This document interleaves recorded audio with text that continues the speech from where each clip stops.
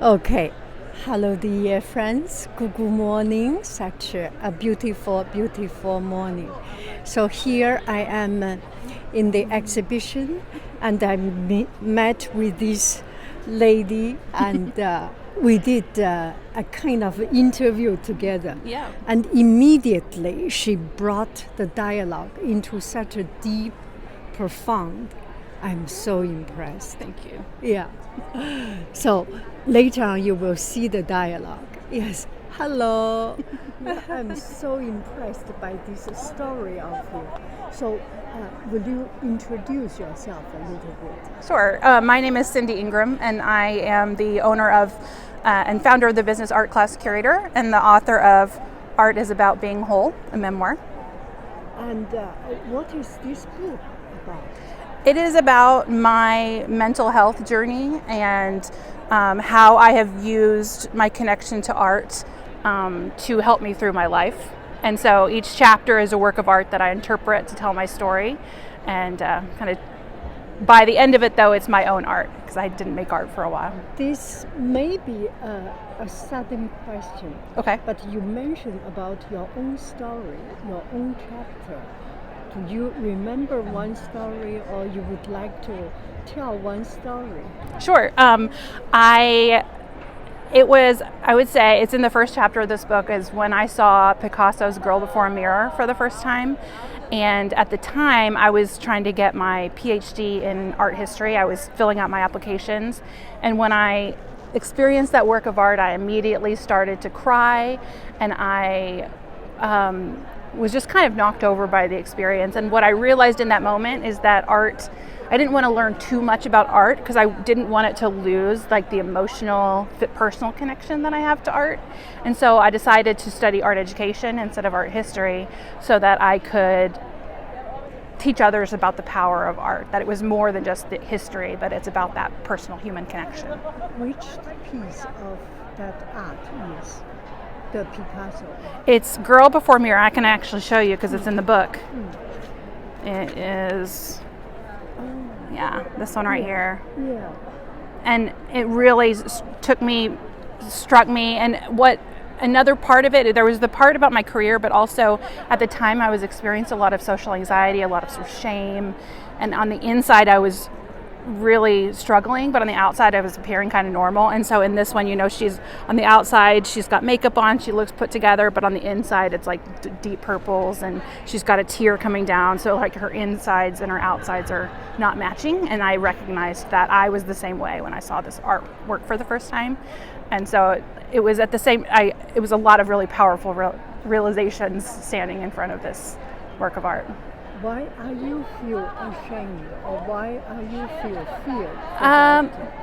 Well, I am neurodiverse, and I didn't know it at the time. And so I had a lot of feelings of like being different and not feeling lovable, and just feeling like I didn't fit in, and I didn't know why.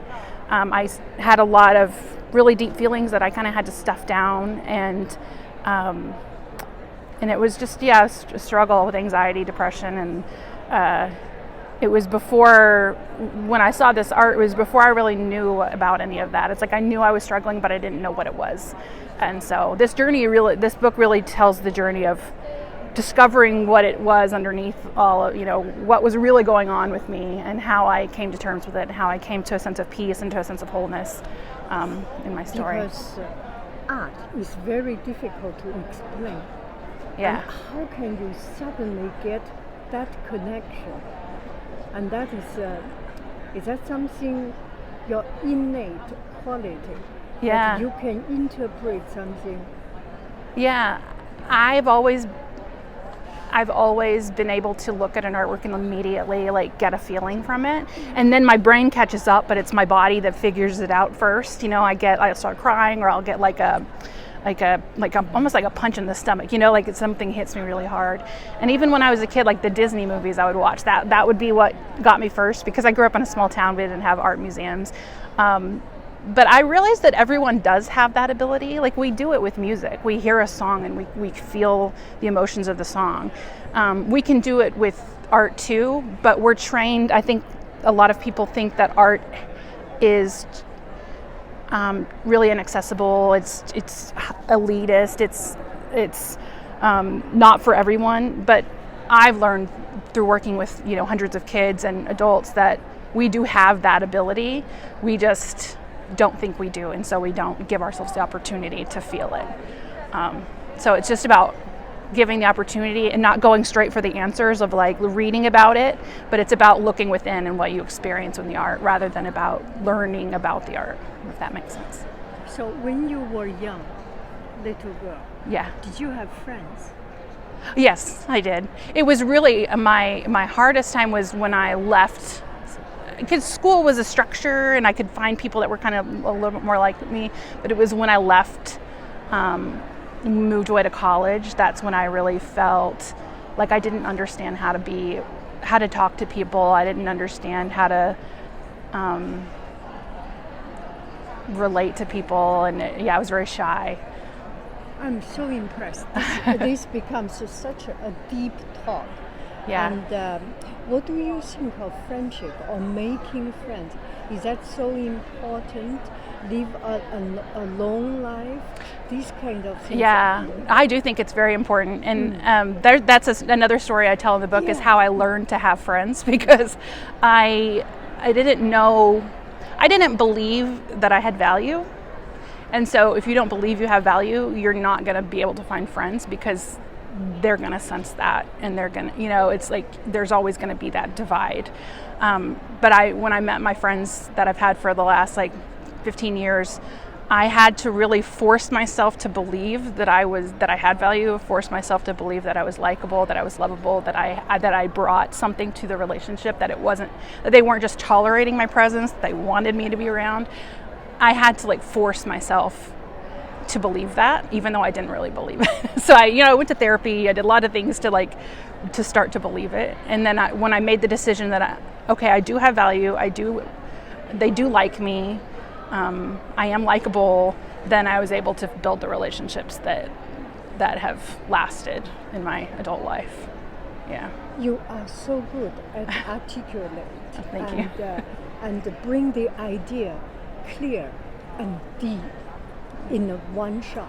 It brings it so deep. Thanks. So here is another thing.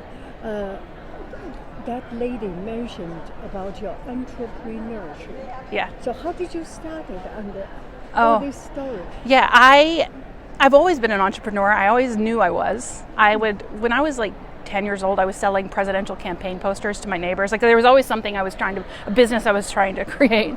But it was in 2014, and I was teaching online art, and I had 2 small children, and I kind of looked around and I was like, this isn't the life that I want to lead. I want to do exciting things. There was something more to life that I feel like I wasn't living. And I had listened to a podcast of a woman who took